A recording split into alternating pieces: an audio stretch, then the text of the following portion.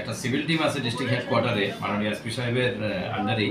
ওই সিভিল টিমগুলো মদের টিলাতে খবর পায় যে এখানে 4 জন বাংলাদেশি ওরা আসতে পারে। অ্যাকর্ডিংলি তারা যখন ওইখানটায় গেছে এবং তারা 4 জন সাসপেক্টেড লোককে তারা দেখতে পেয়েছে, তো তারা তেলেমুরা অভিমুখে যাবে এবং সঙ্গে সঙ্গে ওদেরকে সাসপিসিয়াস মুভমেন্টে ওদেরকে জিজ্ঞেস করাতে বুঝতে পারছে যে ওরা আমাদের দেশের নয়।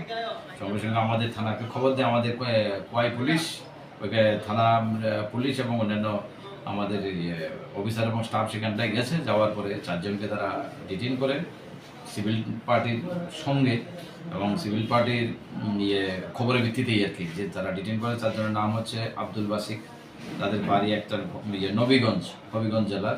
আর বাকি 3 জন হচ্ছে মৌলভীবাজারে, যাদের নাম হচ্ছে খালাল মিয়া আর খেলাল মিয়া আর হচ্ছে সমল মিয়া আর হলো আব্দুল মিয়া। সবাই বাড়ি মৌলভীবাজার, বাংলাদেশ। তো নিশ্চয়ই এখানটার ভিতরে কোনো না কোনো টাউনের মাধ্যমে ওরা ক্রস হয়েছে ইন্ডিয়াতে ইলিগেলে, তাদের কোনো পাসপোর্ট নেই। এই রিগার্ডে আমরা একটা সমগ্র কমপ্লেন নিচ্ছি এবং এর পিছনে যদি কোনো টাউটে ইনভলভ থাকে আমরা ইনভেস্টিগেশনে আসবে এবং ওদেরকে কোর্টে আমরা সমর্থন করব।